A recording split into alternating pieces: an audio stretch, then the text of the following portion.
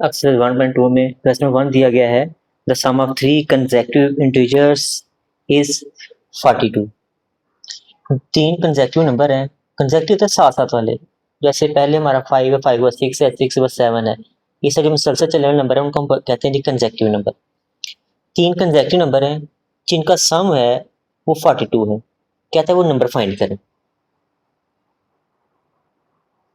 हम लेट करते हैं जी फर्स्ट कंसेक्यूटिव नंबर, यहाँ लिखेंगे लेट फर्स्ट कंसेक्यूटिव नंबर। जो फर्स्ट कंसेक्यूटिव नंबर है हम उसको कह देते हैं ये एक्स है। देन सेकंड कंसेक्यूटिव नंबर हमारा क्या होगा जी, इसे कहेंगे जी तीसरा मुसलसल सही अदद, उसे हम कह देते हैं जी एक्स, और साथ में कंसेक्यूटिव है तो +1 कर देंगे तो नेक्स्ट नंबर बन जाएगा। थर्ड हमारा कंसेक्यूटिव नंबर बनेगा कि जो हमारा सेकंड वाला है उसमें 1 ऐड करेंगे, ये x+1 है, x+1 में फिर 1 ऐड करेंगे, ये बन जाएगा x+2। अब यहाँ लिखेंगे शर्त के मुताबिक या according to given condition.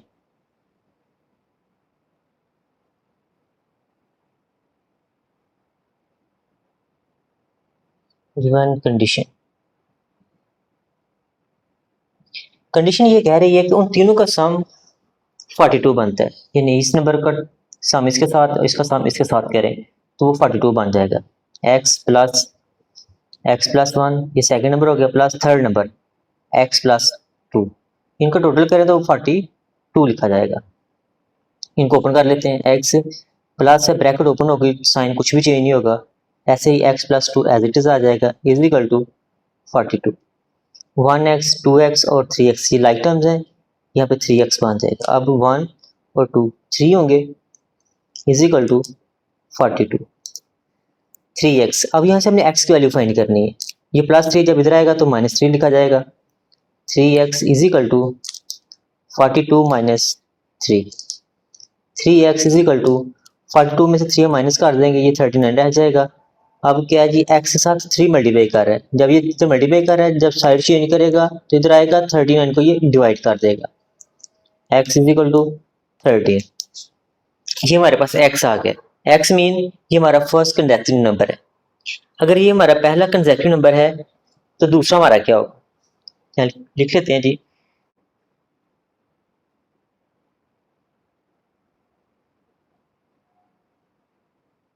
First consecutive number, वो हमारा x है, ये हम x की वैल्यू पुट करेंगे, ये वाले x की वैल्यू हम पुट किए 13 तो हमारा फर्स्ट कंसेक्यूटिव नंबर 13 हो जाएगा।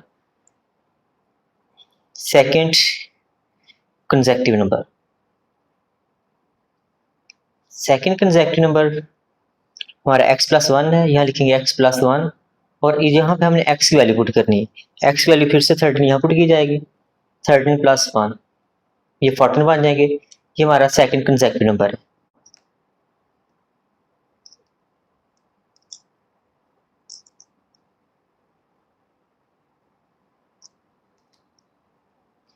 थर्ड कंसेक्यूटिव नंबर है हमारा x+2, x+2 ये हम x की वैल्यू पुट करेंगे, 13 है, 13 + 2 ये 15 बन जाएगी। अब इसका मतलब ये हमारे पास जो कंसेक्यूटिव नंबर है वो है 13 14 और 15, 13 14 एंड 15। इन तीनों का सम चेक कर लेते हैं, अगर हम इन तीनों को टोटल करें तो 42 बन जाए तो इसका मतलब ये बिल्कुल हमारा करेक्ट आंसर है। तो ऐसे ये 5 और 4 9 हो जाएंगे, 9 और 3 12, 1 कैरी 1 2 3 और 1 4 42 बन गए इसको चेक करने से, चला था यही हमारे कंसेक्यूटिव नंबर है, यही इसका दुरुस्त आंसर है। अब हमारे पास एक डायग्राम है क्वेश्चन नंबर 2 में, एक डायग्राम दी गई है, उस डायग्राम के मुताबिक कहता है ये राइट ट्रायंगल है और इसकी एक साइड है जिसको हम कह रहे हैं AC, ये वाला ये साइड जो AC इसकी लेंथ दी हुई है 3 रूट प्लस 5 रूट सेंटीमीटर में है, और साथ में इस ट्रायंगल को उसने एरिया दिया हुआ है, area 1 plus root 15 centimetre square. ये इनर पार्ट इसकी जो सरफेस है उसकी मेजरमेंट इसका एरिया कहलाती है। Find the length of AB, हमने इसकी जो AB की लेंथ है ये फाइंड करनी है, कितनी होगी, और इसका जो रिजल्ट लेके आना वो किस में है जी, A√3 प्लस B√5 में, और जब यहाँ हमने बताना है कि इसमें A और B इंटीजर्स क्या है।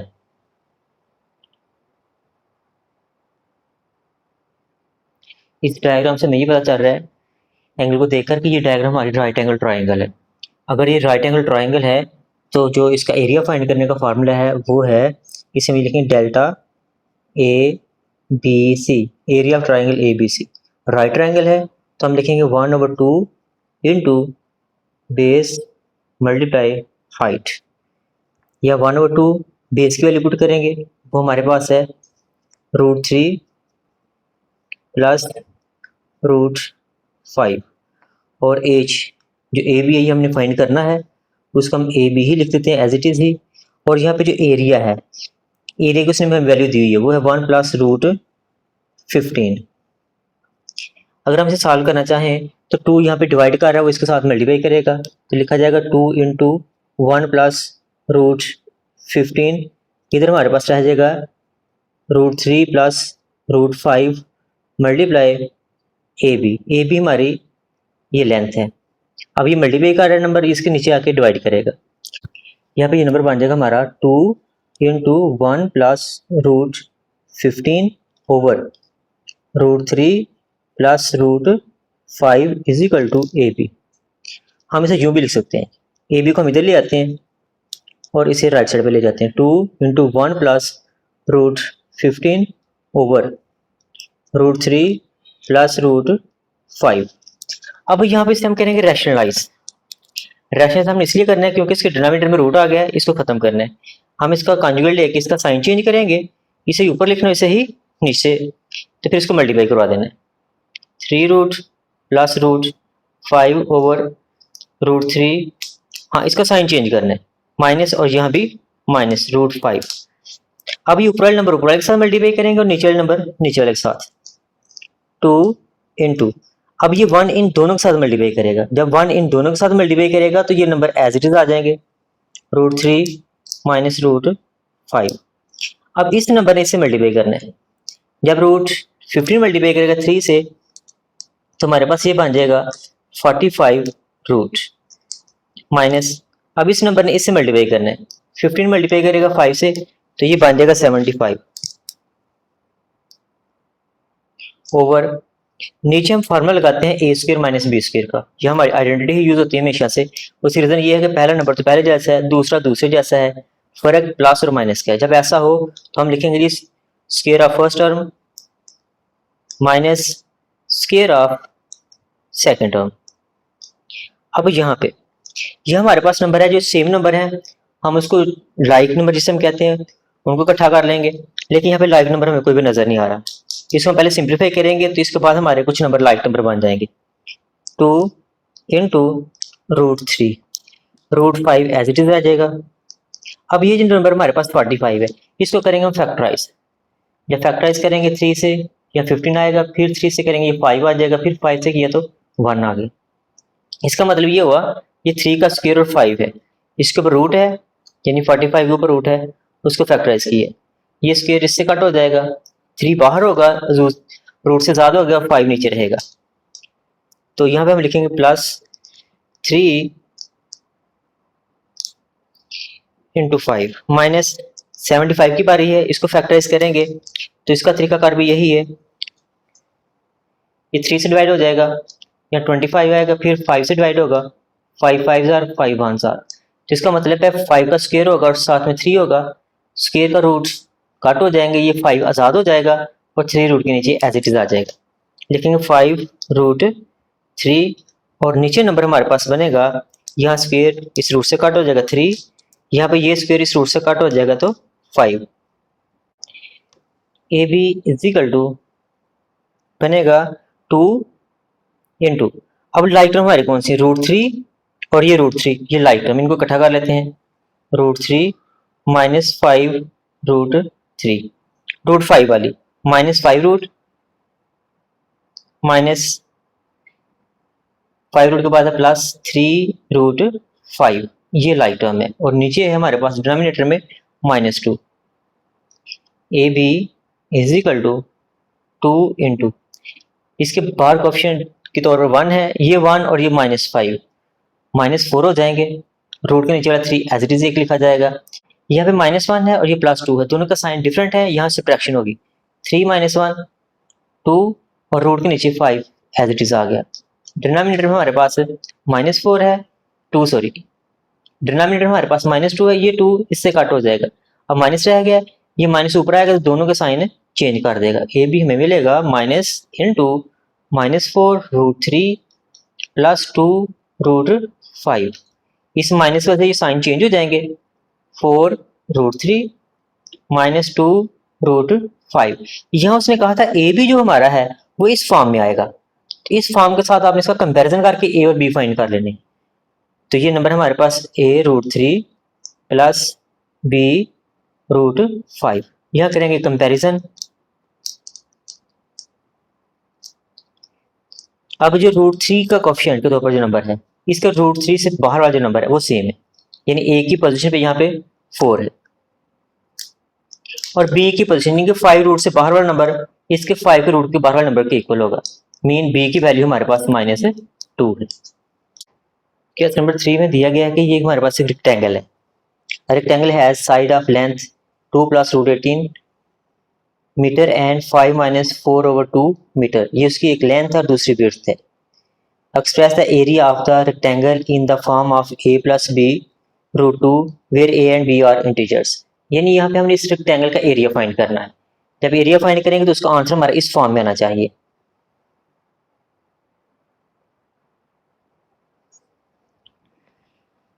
एरिया ऑफ रेक्टेंगल फाइंड करने का फार्मूला है area of rectangle is equal to length multiply width. इसकी लेंथ है 2 + √18 इंटू विड्थ 5 - 4/2 यहाँ पे हम इसको सिंप्लीफाई करेंगे। यहाँ रूल आपने समझ लेना है कि जो √2 नीचे आ गया डिनोमिनेटर में, हम इसको कैसे सॉल्व करते हैं। एक रूल आपने याद रखना है कि अगर हमारे डिनोमिनेटर और न्यूमिनेटर में सेम नंबर हो, यहाँ पे 2 है और सेम नंबर हमारा यही न्यूमिनेटर में हो, मगर डिनोमिनेटर के ऊपर रूट हो, न्यूमिनेटर पे रूट ना हो, तो ये वाला नंबर रूट ऊपर वाले को दे देगा, खुद खत्म हो जाएगा। ठीक है, इसे हम कहते हैं रैशनलाइज करना। या फिर ये होता है कि अगर रूट ऊपर वाले के ऊपर आ गया है तो वो रूट नीचे वाले को दे देगा, खुद खत्म हो जाएगा। यही रूल मैंने यहाँ अप्लाई करना है और ये समझिएगा। 2 + √18 इंटू 5 - इस फोर्थ में लिखूंगा 2 × 2/√2, 2 + √18 इंटू 5 - अब देखें ये नीचे वाला 2 रूट के साथ है, ऊपर वाला 2 सिंपल है। अब क्या होगा, ये जो नीचे वाला 2 है रूट, ये ऊपर वाले को रूट दे देगा, खुद खत्म हो जाएगा, जिसे हम कहते हैं ये रैशनलाइज हो गया। ये वाला 2 एज इट इज रहेगा, इन 2 के साथ क्या होगा, ये वाला रूट अपना 2 इसे दे देगा, खुद खत्म हो जाएगा, तो यहाँ पे लिखा जाएगा 2 रूट। अब हम इनको मल्टीप्लाई करेंगे तो हमारा आंसर आ जाएगा। 2 इन दोनों नंबर से मल्टीप्लाई करेगा, 2 × 5 - 2√2, इसके साथ मल्टीप्लाई करेगा, साथ में प्लस 18 रूट, ये भी मल्टीप्लाई करेगा 5 - 2√2 के साथ। ये 2 इससे मल्टीप्लाई करेगा तो ये 10 बन जाएगा, -2 ने इस 2 से मल्टीप्लाई करना तो 4√2 प्लस ये √18 मल्टीप्लाई करेगा 5 के साथ, तो ये लिखा जाएगा 5√18 माइनस, अब ये जो नंबर है इससे मल्टीप्लाई करेगा, लेकिन रूट के बाहर वाले से मल्टीप्लाई करेगा, 1 ने 2 से करना, और जो नीचे वाला है उसने नीचे वाले से मल्टीप्लाई करना। 18 मल्टीप्लाई करेगा 2 से तो ये बन जाएगा 36। यहाँ पे 10 - 4√2, इसको हम फैक्टराइज कर सकते हैं 18 को। जब हम 18 को फैक्टराइज करेंगे 2 के साथ, यहाँ आएगा 9, फिर 3 3 फिर 3 1 जार। अब इसका मतलब ये 3 × 2 होगा, तो ये 3 का स्क्वायर बन गया, साथ में 2 है। अगर हम इसके ऊपर रूट लगाते हैं ये वाला, तो क्या रिजल्ट मिलेगा, ये स्क्वायर और ये रूट कट हो जाएंगे, 3 रूट से ज़्यादा हो जाएगा, मीन 5, और रूट के नीचे हमारे पास होगा 3 स्क्वायर × 2, इसके ऊपर रूट आ जाएगा, -2, इसका जो होगा जी 6 का स्क्वायर, या 6 × 6 होगा, 10 - 4√2 प्लस ये रूट और स्क्वायर कट हो जाएंगे, 3 आज़ाद हो जाएगा, पहले 5 बाहर है, अब ये 5 और 3 मल्टीप्लाई कर जाएंगे, रूट के नीचे 2 एज इट इज आ जाएगा। ऐसे ये स्केयर और ये रूट कट हो जाएंगे, 2 और 6 मल्टीप्लाई कर जाएंगे। यहाँ बनेगा 10 -4√2 प्लस, यहाँ मल्टीप्लाई करें तो 15√2 माइनस ये 12 हो जाएंगे। अब ये 10 और ये 12 लाइक टर्म है हमारी, यहाँ बनेंगे -2। अब ये भी हमारी लाइक टर्म्स है, √2 और √2, इनके बाहर वाले नंबर आपस में ऐड और सब्ट्रैक्ट हो जाएंगे। -4 प्लस 15 ये बनेंगे +11√2। ये भी हमारा आंसर दुरुस्त है। अगर हम इनको पोजीशन चेंज कर दें तो उससे भी इस पर कोई फर्क नहीं पड़ेगा। हम इसको यूं भी लिख सकते हैं, √11√2 ये पहले लिख लें और माइनस का नंबर हम बाद में लिख लें। ये जो नंबर है मीटर स्क्वायर की फॉर्म में ये हमारा एरिया आ जाएगा। क्वेश्चन नंबर 4 में उसने हमसे ये कहा है कि दो नंबर हैं जिनका सम 68 है और उनका जो डिफरेंस है वो 22 है। यानी दो नंबर को अगर हम जमा करें तो उनका मजमुआ 68 बनता है। अगर हम उनका डिफरेंस लें जिसे हम कहते हैं फ़र्क, तो उनका फ़र्क 22 बनता है। तो हम यहाँ लेट करेंगे number, let first number is x, then second number वो भी हमने लेट कर लिया, वो हमारे पास होगा y। अब यहाँ पे हमारे पास दो कंडीशंस हैं, दो हमारे पास इक्वेशंस बनेगी, एक सम के साथ और एक डिफरेंस के साथ। यानी एक का हमने मजमुआ लेना है, दूसरे का फ़र्क लेना है। लिखेंगे अकॉर्डिंग टू फर्स्ट कंडीशन।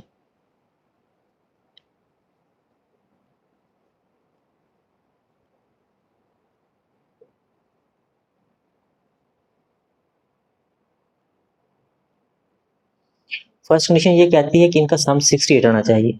तो हमारे ये दोनों नंबर हैं x और y, इनका टोटल करेंगे तो ये 68 बनता है।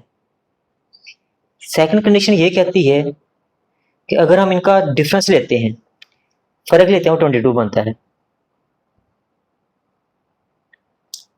अकॉर्डिंग टू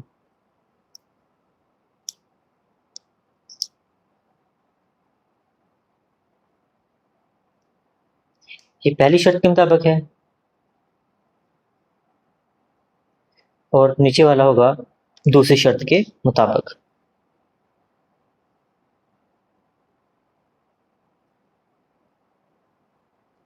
दूसरी शर्त में हम उनका डिफरेंस लेना है, एक्स और वाई का हमने डिफरेंस लिया तो ये बनेगा 22, इसे हम इक्वेशन नंबर 2 कह देते हैं। अब हम 1 और 2 को सॉल्व कर लेते हैं। 1 और 2 को हम कैसे सॉल्व करेंगे, लिखेंगे x plus Y is equal to 68 और नीचे हम लिखेंगे second equation x minus Y is equal to 22। यहाँ पे देखें x और y के कोफिशिएंट सेम है, साइन डिफरेंट है, ये दोनों कट हो जाएंगे। यहाँ क्या होगा 1 और 1 2x इज इक्वल टू, यहाँ होगा 8 और 2 10 1 कैरी, 80 और 1 8 और 1 9 हो जाएंगे। यहाँ पे 2 मल्टीप्लाई कर रहा है, इधर आएगा तो ये डिवाइड कर देगा। x is equal to 90 divide by 2, x is equal to 45। ये हमारे पास फर्स्ट नंबर आ गए जो x था 45। अब हम देखते हैं हमारे पास सेकंड नंबर क्या है। अभी हम इन दोनों इक्वेशंस को यहाँ पे हमने ऐड किया ना, आप सब्ट्रैक्ट करके भी फाइंड कर सकते हैं, या फिर ये जो x की वैल्यू है इसको नंबर 1 या 2 में कहीं पुट कर दो। लिखेंगे x is equal to 45 putting in equation number 1। ये इक्वेशन नंबर 1 है, वो हमने x की वैल्यू 45 पुट कर देनी। इक्वेशन नंबर 1 हमारे पास x plus Y is equal to 68, इस x पे 45 लिखेंगे plus Y is equal to 68। ये प्लस 45 इधर आएगा माइनस हो जाएगा, लिखेंगे y is equal to 68 minus 45। y की वैल्यू होगी हमारे पास, यहाँ डिफरेंस ले लेंगे इनका, 8 माइनस 5 3, 6 माइनस 4 2, y की वैल्यू होगी 23। अब हम इसको चेक भी कर सकते हैं, आया हमारा ये जो रिजल्ट है ये दुरुस्त है या गलत है। इसको चेक करने के लिए हम क्या करेंगे, यही x की वैल्यू और y की वैल्यू इक्वेशन नंबर 1 में अगर पुट करते हैं तो वहां पे इनका सम 68 आना चाहिए। x plus Y is equal to 68, ये x की वैल्यू पुट करो 45, यहाँ y की वैल्यू पुट करते हैं 23, तो देखते हैं इसका रिजल्ट क्या बनता है 8 और यहाँ पे 6। हमारा लेफ्ट का आंसर राइट जैसा बन गया, इसका मतलब हमारी ये दोनों वैल्यूज दुरुस्त है। क्वेश्चन नंबर 5 वो कह रहा है जी the weather in the Lahore was unusually warm during the summer of 2024। कहता है जी 2024 में जो लाहौर का मौसम था ना वो कुछ गैर मामूली तौर पर गर्म रहा। That TV news reported temperature as high as 48 degree Celsius by using the formula, ये फार्मूला है फ़ारेनहाइट का और सेल्सियस में रिलेशन का। Find the temperature as Fahrenheit, आपने इसमें बताना है कि अगर उसका सेल्सियस में टेम्परेचर 48 था तो बताएं फ़ारेनहाइट में उसका टेम्परेचर कितना होगा। तो हमारे पास फार्मूला है फ़ारेनहाइट और सेल्सियस में कन्वर्जन का, ये वाला, ये फार्मूला हम यूज़ करेंगे, इसमें सी की वैल्यू यहाँ पुट करेंगे तो हमें फ़ारेनहाइट में ये टेम्परेचर मिल जाएगा। लिखेंगे जी by putting the value in equation number 1, C की वैल्यू हम यहाँ पुट कर देंगे तो हमारे पास f बन जाएगा f is equal to 9/5 into C की value 48 plus 32। f is equal to, इसे हम डिवाइड करेंगे तो हमारे पास का रिजल्ट बनेगा 1.8 मल्टीप्लाई 48 प्लस 32। जब हम इनको मल्टीप्लाई करेंगे तो इसका रिजल्ट हमारे पास आएगा 86.4 प्लस 32। अब हम इसमें 32 ऐड कर देंगे। जब हमने 32 ऐड किए तो इसका जो टेम्परेचर है फ़ारेनहाइट में वो 118.4 यानी कि ये डिग्री फ़ारेनहाइट में इसका ये टेम्परेचर होगा। क्वेश्चन नंबर 6 स्टेटमेंट दी the sum of the age of the father and son is 72 years. बेटे और बाप की उम्र का जो मजमू है वो 72 है। पहले तो हम ये लेट कर लेते हैं कि हमें, क्योंकि आइडिया नहीं है, किसी का पता ही नहीं कि बाप की उम्र क्या है और बेटे की उम्र क्या है, हम इन दोनों की एज को लेट कर लेते हैं। लेट करेंगे age of, let present age of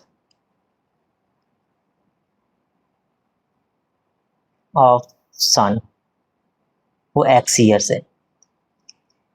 let present age of father, father की जो प्रेजेंट एज है उसे हम y कह देते हैं।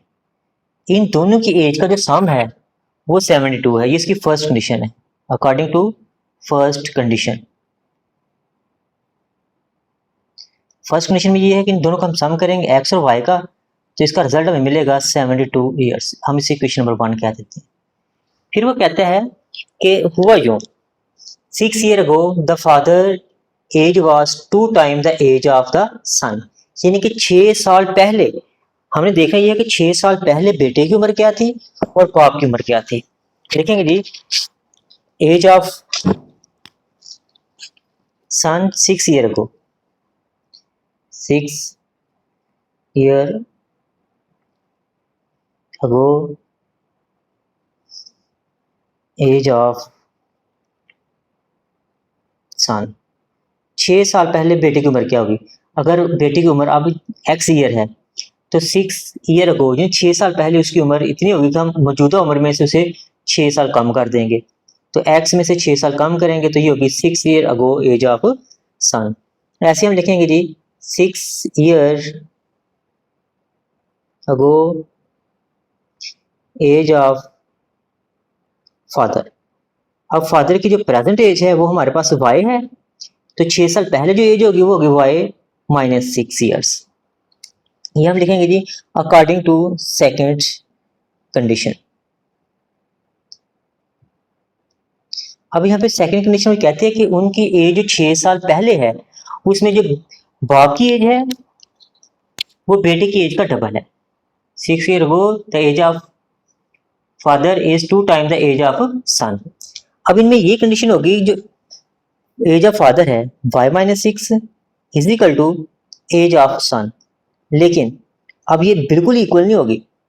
अब जो बाप की एज है वो बेटे की एज का डबल है, तो जो बेटे की एज उसको हम 2 से डिवाइड कर मल्टीप्लाई करेंगे तो ये क्या बन जाएगा एज ऑफ फादर। इसको सिंप्लीफाई कर लेते हैं, y minus 6 is equal to 2x minus 12। अब हम ऐसा करते हैं कि इस 2x को उठा के इधर ले आते हैं, इस माइनस 6 को इधर ले आते हैं, यानी हमारे वेरिएबल एक साइड पे हो जाएंगे और कॉन्स्टेंट सेपरेट हो जाएंगे। ये होगा y minus 2x is equal to minus 12 plus 6।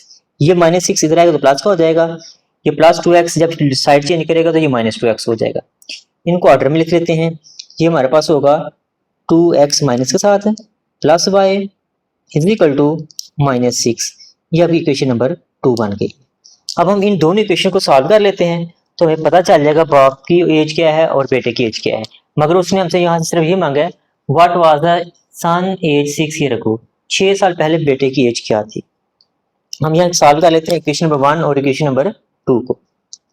Equation number 1 है हमारे पास x plus Y is equal to 72। यहाँ पे -2x plus Y is equal to -6।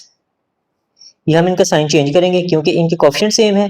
जिनके कोफिशिएंट सेम होते हैं हमने उनके साइन को डिफरेंट करना होता है, तो फिर ये सॉल्व होता है। जब हम इसका साइन चेंज करेंगे तो इसका साइन भी चेंज हो जाएगा और इसका साइन भी चेंज हो जाएगा। ये वाई दोनों कट हो जाएंगे, +3 और +1, +2 और +1 +3 बन जाएंगे। x इज इक्वल टू ये दोनों ऐड हो जाएंगे, ये हो जाएंगे 78। अब यहाँ पे देखें जो x का 3 मल्टीप्लाई कर रहा है वो 78 की तरफ जब आएगा तो इसे डिवाइड करेगा, लिखेंगे x is equal to 78 divide by 3। अब हम इनको डिवाइड करेंगे 78 डिवाइड बाई 3, इसका आंसर बनेगा 26। लिखेंगे x is equal to 26 years. अब ये देखें ये हमारे पास रिजल्ट आया x का। x हमने नंबर लेट किया हुआ था बेटे की एज के लिए, तो हमने इसमें फाइंड भी यही करना था what was the son age 6 year ago, बताना ये 6 साल पहले बेटे की उम्र क्या थी, तो वो होगी 26 ईयर्स। क्वेश्चन नंबर 7 है Meera bought a toy for ₹1500। यहाँ पे मीरा ने एक टॉय खरीदा है तो हम लिखेंगे cost price of toy. Cost price की ₹1500 एंड सोल्ड इट फॉर ₹1520 और इसकी सेल प्राइस है ₹1520। तो फाइनली यहाँ से हमने ये करना है what was the profit percentage. यहाँ सबसे पहले हम फाइंड करें इसका प्रॉफिट। प्रॉफिट का फार्मूला है sale price minus cost price. Sale price है ₹1520 और कॉस्ट प्राइस थी 1500। इनका डिफरेंस लिया तो ₹20 इसका प्रॉफिट हुआ। अब इसका प्रॉफिट नहीं फाइंड करना हमने इसका प्रॉफिट करना था परसेंटेज में फाइंड, ये हमारा टारगेट है। देखेंगे ये प्रॉफिट परसेंटेज,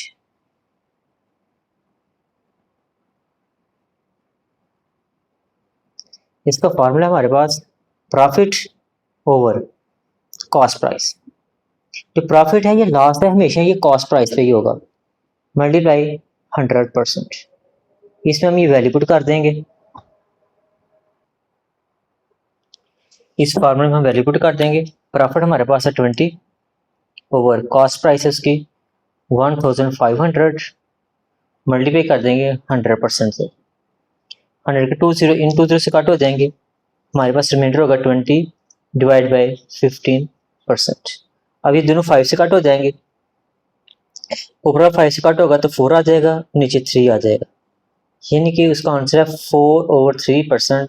या फिर हम इसे यूं भी लिख सकते हैं 1/3%।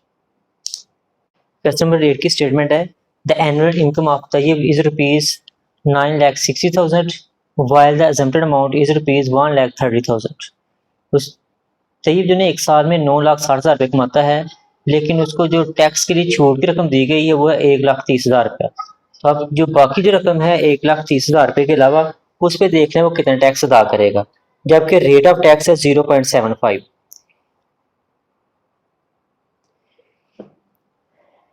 एनुअल इनकम 9,60,000 है, स्टेटमेंट के मुताबिक असम्प्टेड अमाउंट है 1,30,000, जिसको छोड़ दी गई है कि इतनी रकम में वो टैक्स अदा नहीं करेगा, इसके अलावा जो रकम उसकी होगी उस पर वो टैक्स पे करेगा। सबसे पहले हम ये फाइंड करते हैं कि वो किस अमाउंट पे टैक्स पे करेगा, मीन के टैक्स एबल अमाउंट क्या है उसकी।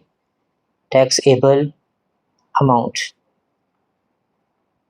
टैक्स एबल अमाउंट निकालने का फार्मूला ये है कि उसकी जो एनुअल इनकम है उसमें से हम माइनस कर देंगे जितनी उसको अजम्पशन दी गई है, माइनस अजम्पशन है जी 1,30,000 की।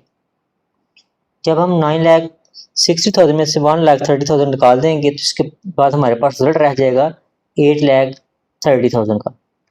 अब ये जो 8,30,000 रुपीज़ की जो अमाउंट है उसके पास, इस पे वो टैक्स पे करेगा। अब जब उसने टैक्स पे करना है तो टैक्स पे करने का फॉर्मूला क्या है, लिखेंगे जी अमाउंट ऑफ टैक्स, इसका हम फॉर्मूला लिखने लगे हैं। इसका फॉर्मूला जी rate of tax multiply total amount, जो अजम्पशन के बाद की अमाउंट है, यानी कि टोटल अमाउंट, यह वैल्यू पुट कर देंगे। रेट उसका है जी 0.75% मल्टीप्लाई टोटल अमाउंट है 8,30,000। अगर हम इसका पॉइंट खत्म करें तो हमारे पास रह जाएगा 75/100।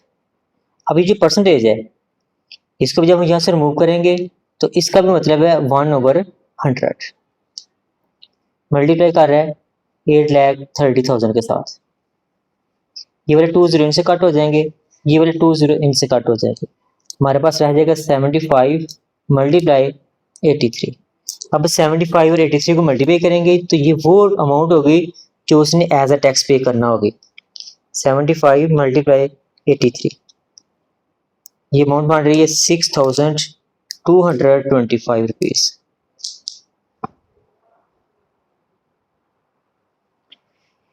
क्वेश्चन नंबर 9 की स्टेटमेंट ये है, फाइंड द कंपाउंड मार्कअप। हमने कंपाउंड मार्कअप फाइंड करना है, जो उसकी प्रिंसिपल अमाउंट है वो 3,75,000 रुपीज। फॉर 1 ईयर, उसका टाइम पीरियड होगा 1 year, at the rate of 14%।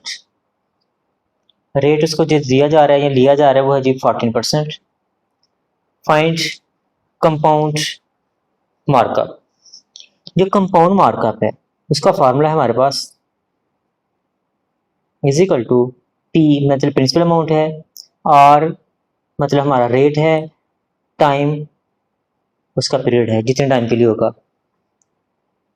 इस फार्मूले में हम वैल्यू पुट करेंगे तो हमारा रिजल्ट बन जाएगा पी की वैल्यू हमारे पास है 3,75,000। पी की वैल्यू हमने पुट कर दी, मल्टीप्लाई और हमारा रेट है जी 14% मल्टीप्लाई टी हमारे पास है 1। ये हम लिखेंगे 3,75,000 मल्टीप्लाई 14, और ये परसेंटेज है इसका मतलब ओवर 100 मल्टीप्लाई ये वाला 1। ये 2 0 इन 2 0 से कट हो जाएंगे। अब हमारे पास रह गया जी 3,750 मल्टीप्लाई 14, और ये 1 वैसे ही इग्नोर कर देंगे। अब हम इसको मल्टीप्लाई करेंगे तो ये हमारा वो मार्कअप है जो इतनी प्रिंसिपल अमाउंट पे 1 साल के बाद बनेगा। 3,750 मल्टीप्लाई 14, इसका आंसर बनेगा 52,500 रुपीज। ये मार्कअप है इतनी प्रिंसिपल अमाउंट के लिए 1 साल तक।